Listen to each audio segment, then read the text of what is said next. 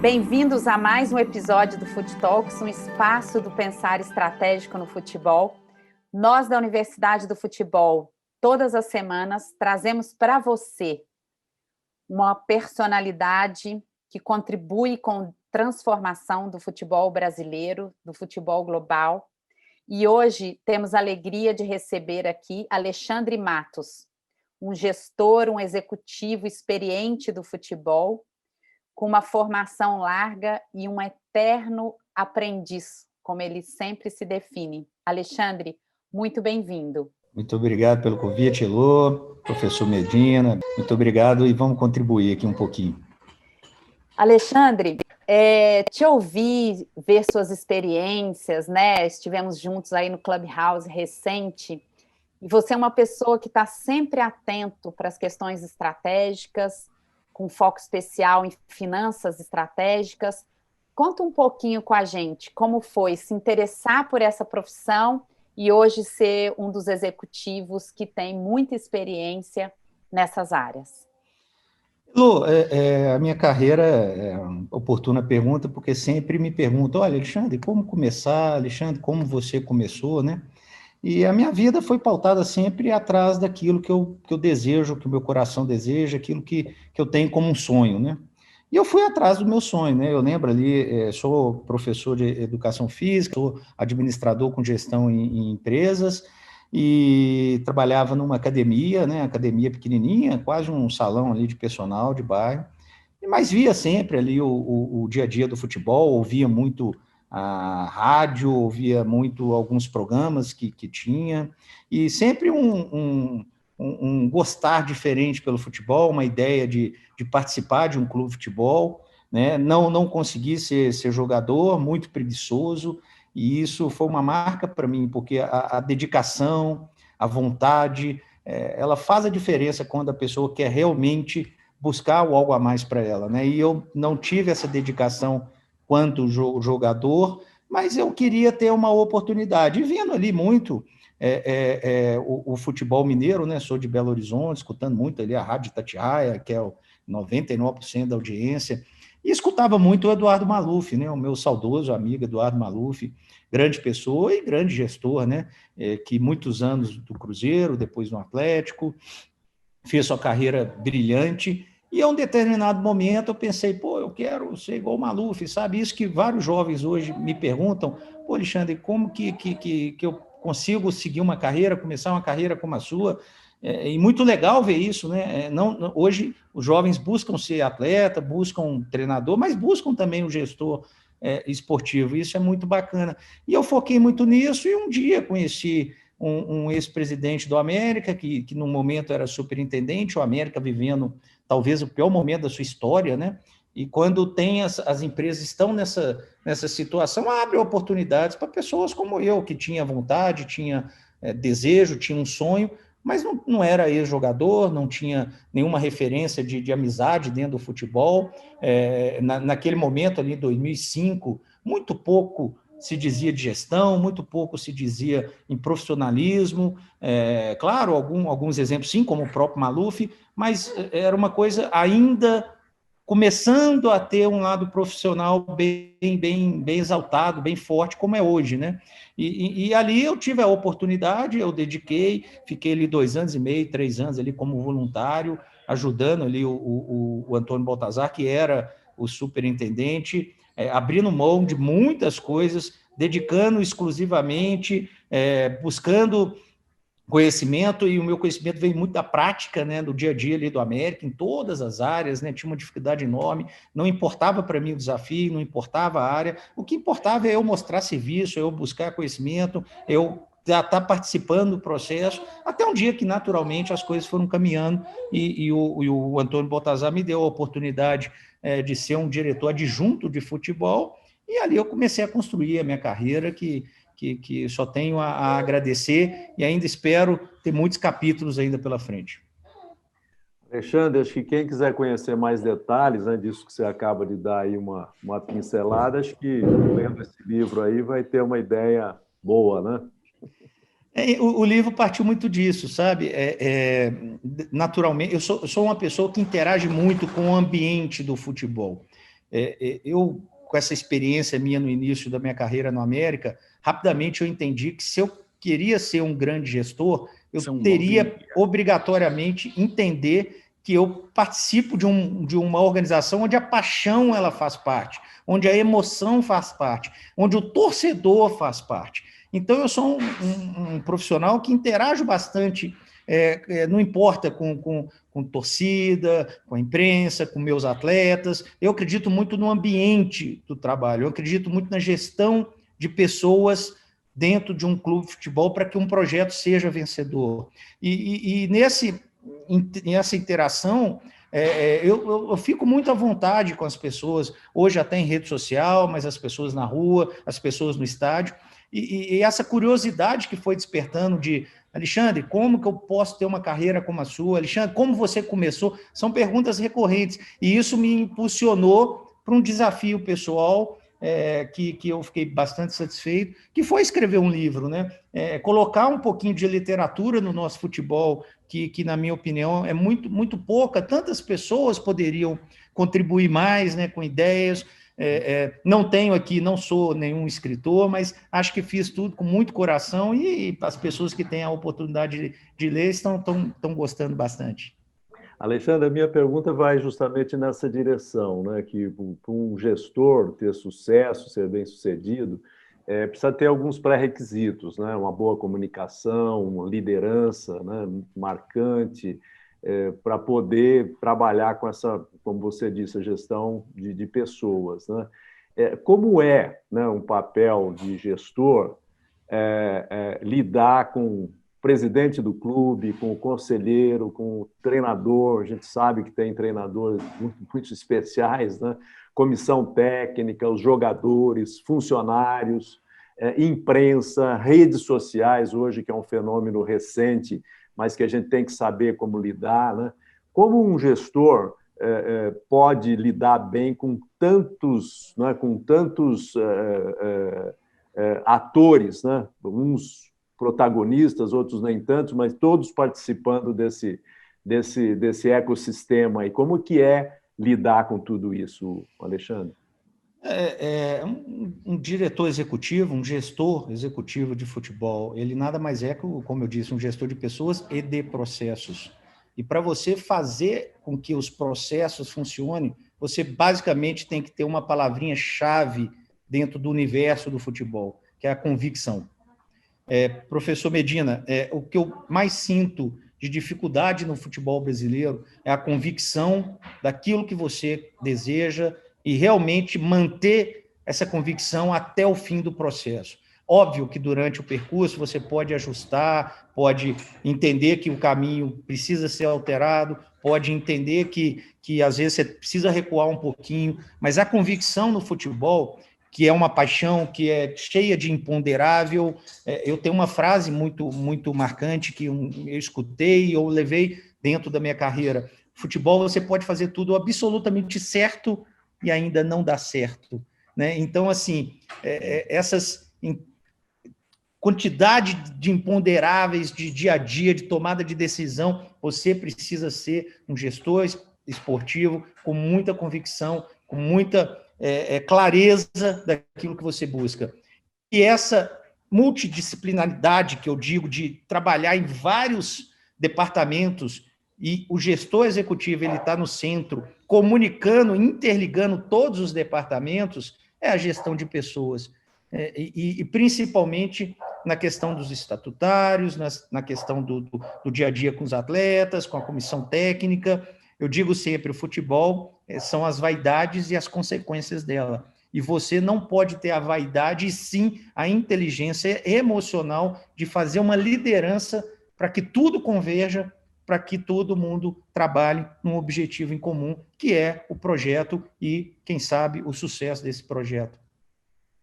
Beleza. Alexandre, você toca nessa parte, né, de liderança de pessoas, né? Gosto da frase demais do que você falou.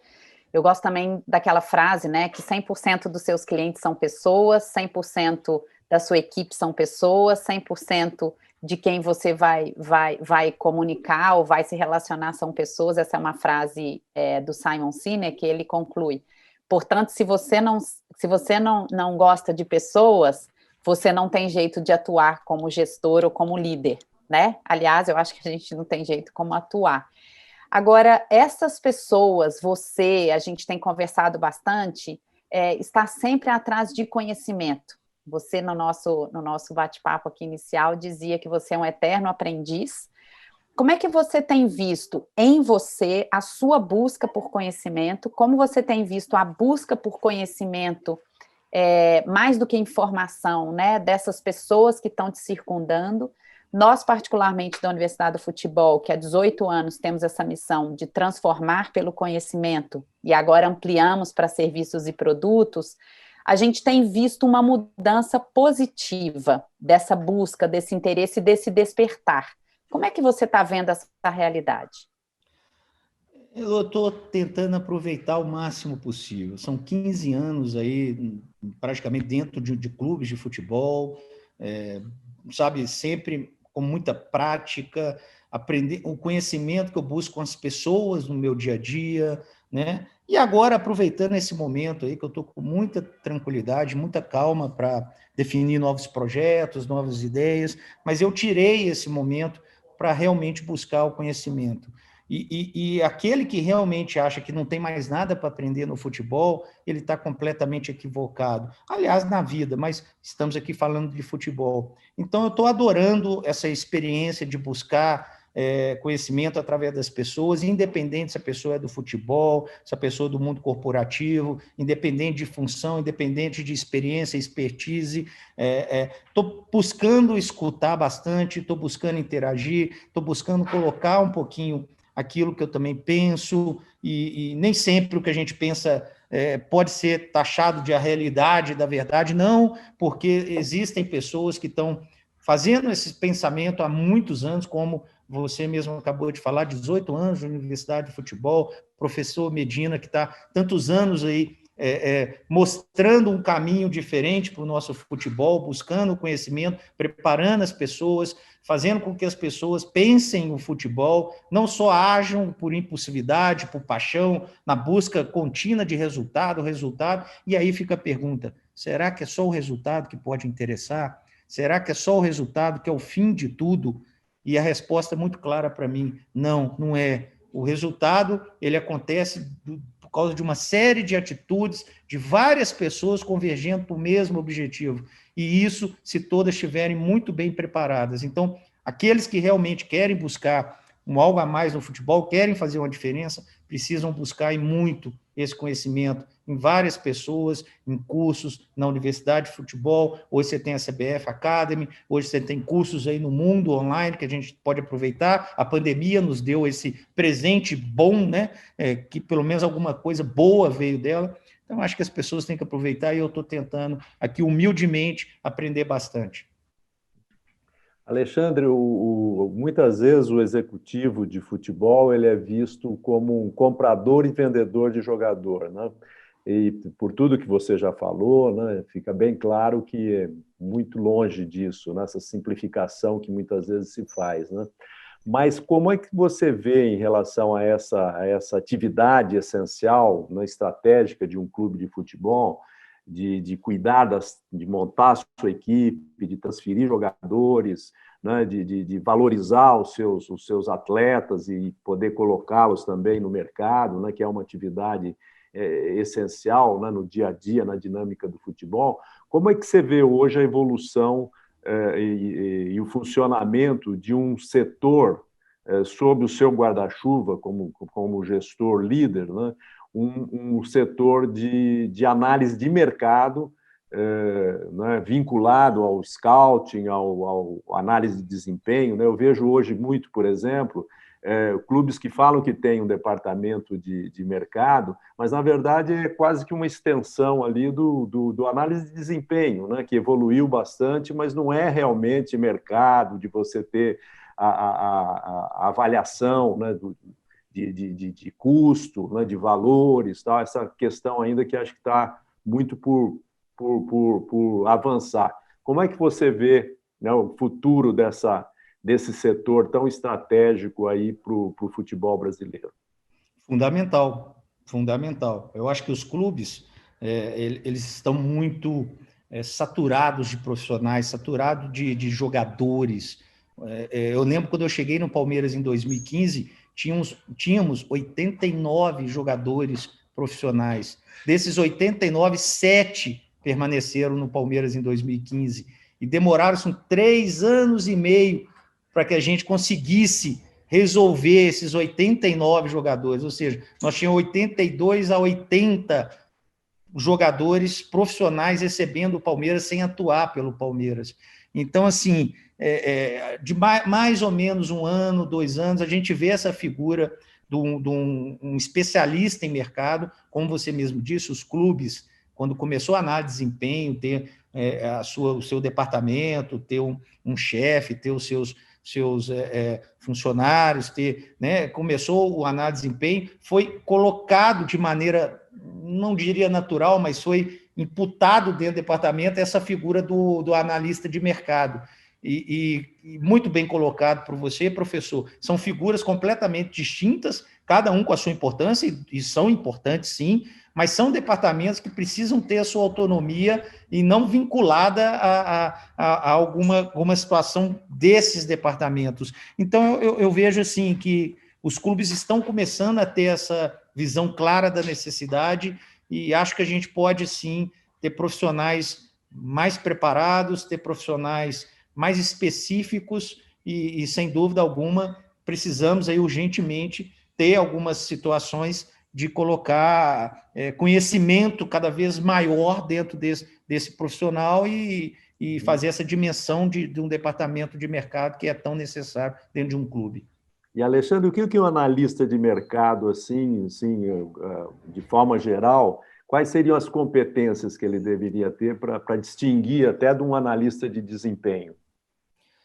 O analista de mercado, ele busca analisar a necessidade de clubes, a necessidade do seu clube, em termos como eu citei o exemplo do Palmeiras aqui, tinha uma leva enorme de jogadores, busca no mercado uma recolocação para esses atletas, busca no mercado saber o valor desses atletas, o valor do seu próprio clube, uma interligação de pessoas que possam realmente efetuar um network para facilitar esse dia a dia tão desgastante nos clubes que, como eu disse, estão saturados de profissionais, de atletas, e isso não é só o Palmeiras, eu te afirmo que a grande maioria, ou todas as equipes do futebol brasileiro. Eu acho que o analista de mercado ele pode flutuar dentro disso, diferente do desempenho, que analisa estatística, performance, física, técnica, emocional. O de mercado ele foca realmente em recolocações de atleta seu, de buscar oportunidades dentro de um mercado de possíveis vindas, de possíveis entrada de receita. Então, uma série de outras situações que é bem particular e bem diferente do jornalista de desempenho que pode trazer. Alexandre, você acabou de tocar numa área que vem numa aceleração de transformação bastante importante, né? Se você pega 5, 10 anos atrás, não só toda essa consciência, mas também a tecnologia empregada. Eu quero explorar nessa mesma ideia de transformação e de aceleração, qual a sua opinião do que vem aí de duas coisas que nós da universidade consideramos bastante importantes, que é o clube empresa e também o fair play financeiro. Como você acha que isso pode acelerar a profissionalização, em última instância, uma maior sustentabilidade do futebol brasileiro como um todo? Eu vejo que talvez a única maneira que realmente a gente possa buscar o futebol, pensar o futebol diferente que a gente vem pensando nesses últimos 100 anos. A grande maioria dos clubes tem mais de 100 anos, né? E por mais que esses clubes ainda existam, e a gente vê ali, principalmente estatutários da velha guarda, dizendo, mas falam tanto do clube, me fala uma empresa que tem 100 anos, né? A gente sabe os motivos, a gente sabe que existem vários situações e ajuda até de governo e tudo para que esses clubes permaneçam até hoje, mas esse modelo foi o modelo que trouxe o caos financeiro nas entidades esportivas do Brasil. Então, eu acredito muito que o exemplo ele pode ser, vamos chamar de copiado, dentro das suas particularidades de cultura de um país, mas eu acho que a gente tem que buscar aquilo que está sendo feito no mundo todo. Se você vai na Europa, vai até mesmo na Liga Americana, que devagarzinho está crescendo, o modelo de empresa é um modelo de sucesso, é um modelo de excelência, é um modelo profissional, é um modelo da busca contínua por metas, não só resultados. Então, eu vejo que isso pode, sim, desde que seja muito bem feito, desde que seja cumprido à risca aquilo que é planejado, aquilo que é colocado como lei, eu acho que pode ser aí a salvação ou talvez uma ideia que possa partir para outras de salvação desse caos financeiro que vive as equipes do futebol. E se a gente criar regras, e aí a gente sabe que a CBF precisa ser fundamental nisso em relação ao fair play financeiro, eu acho que isso tende a cada vez mais ajudar até os gestores. Porque quando você tem regra, você não fica à mercê de questões políticas, de questões de paixão, de impulsividade, que precisamos do resultado, contrata esse jogador porque ele está fora do orçamento, não, mas contrata porque se o outro ganhar, se a gente não ganhar, a eleição se perde, todo mundo sai, não sei o quê. Então, quando tem regras, facilita até para que o gestor consiga criar o seu plano estratégico e dentro do seu plano estratégico fazer a coisa acontecer da maneira que tem que acontecer, com tempo, com calma e, sem dúvida, fundamentado em muitas situações que vai fazer um clube ter um dia a dia por muitos e muitos anos duradouro, como a gente vê vários clubes na Europa. Alexandre, fora essa questão de mudanças nesse arcabouço jurídico, vamos dizer assim, que sustenta a estrutura dos clubes, né? A gente vê hoje ainda um potencial muito grande a ser desenvolvido dentro do ecossistema do futebol, né? Basta dizer que nós temos aí a participação no PIB, o movimento do futebol, de 0,72, né? E isso já estudos mostraram que a gente pode ampliar isso, talvez até dobrar isso aí, se a gente der, né, a energia necessária para que esse ecossistema se desenvolva. Fora essa questão do arcabouço jurídico, que concordamos que pode alavancar muito a organização do futebol brasileiro, quais outros pontos que você consideraria importante para a gente dar mais vitalidade ao futebol brasileiro e a gente não continuar se distanciando muito dos grandes centros europeus? A gente vê que o futebol brasileiro é muito pouco explorado, né, professor? Em todos os sentidos, as questões de marketing, né? Como a gente tem uma inveja boa de ver ali os esportes americanos, né, que conseguem realmente explorar suas marcas de maneira com que ela se torne autossustentável, né? Simplesmente com vendas de camisa, com ações de ativações de marketing com seu torcedor, de ativações com nomes de atletas que realmente entram. Aqui no Brasil nós não conseguimos. Aqui no Brasil, por melhor que seja o projeto, por maior que seja a contratação, o nome, o peso de um atleta renomado, nós não conseguimos explorar da maneira em excelência aquilo que realmente pode produzir de receita para os nossos clubes. Eu acho que os nossos clubes precisam urgentemente de plano de ações muito voltado à captação de receitas, muito voltado à captação de sustentabilidade. Não podemos viver de mecenas, não podemos viver de uma venda que... E eu conheço os clubes se programam muitas vezes sem ter receita, pensando, no final do ano eu vendo 2, 3 jogadores. Não, mas e se não vender?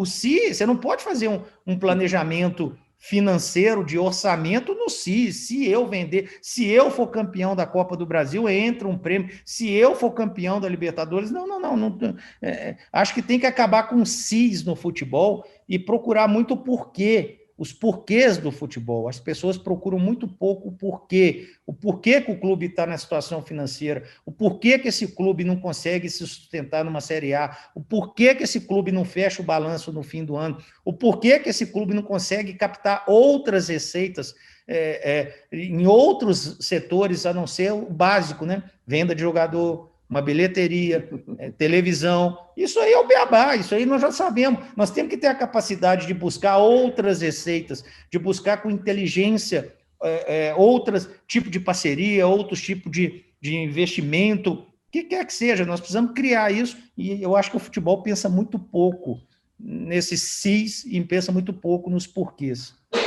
E esses porquês, né, responder esses porquês, exige fundamentalmente capacitação profissional, né, Alexandre? Não tenha dúvida, capacitação profissional. Acho que, felizmente, para o nosso futebol, eu vejo jovens, eu vejo as pessoas que querem efetivamente entrar no futebol buscando isso. Então, cada vez mais eu vejo as pessoas muito preparadas entrando no futebol. Isso eu vejo com muita alegria, e isso força nós, que já estamos há um tempo, buscarmos isso também, nos prepararmos melhor. Então, acho que isso é o caminho, sem dúvida alguma. Perfeito. Infelizmente, o pessoal começa a avisar que a gente está indo para esse bate-papo nas nossos comentários finais, que é uma pena, mas a gente segue super conectado aí, né, Alexandre? Não só nesses encontros, mas também aqui na universidade. Sempre um prazer ter você com a gente, sempre um prazer estar com você. Mas eu queria, então, terminar fazendo uma conexão, já que a gente toca uma bola aqui a respeito do mundo corporativo, do mundo do futebol. Você mesmo, né, no nosso último encontro, trouxe esse paralelo, e eu queria terminar te fazendo uma pergunta dessa natureza, porque eu que venho dessa experiência, o que eu encontro algumas coisas no futebol, tipo o conselho com 300, 250, que é o formato, né, desse controle acionário, quando a gente encontra planos personificados e não planos do clube, né? Tem algumas questões ali que não tem jeito de uma indústria ser sustentável. Então, eu te pergunto, nessa última interação, para os seus comentários finais, essa questão da estratégia, das escolhas estratégicas, da consistência, da manutenção de um plano do clube e não do gestor ou do estatutário, né, dos dirigentes, de quem ganhou aquela eleição, por onde você começaria? Eu acho que nos processos e na metodologia. Eu tive a felicidade de participar do projeto do Palmeiras, é um case, né? E independente do gestor, nós sabíamos o resultado que daria, porque os processos, a metodologia, ela já está implementada lá dentro. E isso eu vejo com muita felicidade, todo esse sucesso, alcançando resultado, Palmeiras passando uma pandemia de maneira sustentável, pagamentos em dia, sabe? Eu vejo com muita alegria, porque os processos estão implementados, independente de quem esteja lá. A não ser que na nossa infeliz política que a gente vive no clube, entre uma pessoa que pensa completamente diferente, desmanche tudo que vem sendo feito. Mas os processos e a metodologia colocada dentro do Palmeiras hoje traz um resultado independente das pessoas. E isso a gente vê claramente que vem acontecendo lá dentro. Eu acho que o caminho é esse, é o gestor, é o presidente, são as pessoas que podem fazer diferente dentro do clube, pensar no clube como um todo. Outro exemplo claro, Flamengo. Flamengo pensou um Flamengo sustentável por anos, sacrificou-se algumas pessoas que não buscaram um imediatismo de resultado, mas o Flamengo hoje é um clube organizado, e a tendência é que continue sobrando por muito e muito tempo. Então, a metodologia e os processos são a base de tudo para que os clubes consigam fazer planejamentos duradouros. E eu acredito muito nisso, e com a capacitação de gestores, a gente sempre volta nisso, a gente consegue imaginar situações como essas. Alexandre, eu convido Medina para as palavras finais da minha parte. Gratidão, obrigada de estar com a gente. Continuamos conectados. Sempre um aprendizado estar aqui com você e te ouvir. Super obrigada. Medina? Só agradecer, né, Alexandre, a tua generosidade aí, a tua disponibilidade em participar do nosso Foot Talks, né? E acho que foi uma conversa que fluiu muito bem, né? Muito legal contar aí com essa riqueza de experiência que você tem, né? E a tua energia, né? Essa disposição permanente aí de estar querendo sempre se atualizar, sempre atento à realidade, a tudo que vem acontecendo, né? Para poder dar o melhor, né? O nosso melhor para benefício do futebol, né? E acho que você, como nós, da Universidade de Futebol, acreditamos muito que se a gente der a nossa contribuição para o futebol, de certa forma, a gente também está contribuindo para a própria evolução da sociedade, né? Eu acho que essa é a nossa missão, né? Eu que agradeço, muito obrigado, parabéns pelo Fut Talks, mas principalmente, professor e Elô, parabéns por tudo que vocês vêm desenvolvendo esses anos todos de Universidade do Futebol. Fica aqui o meu carinho, o meu respeito e o meu muito obrigado por tudo que vem produzindo e com tanto conhecimento, tantas ideias. Muito obrigado e muito legal o bate-papo aqui.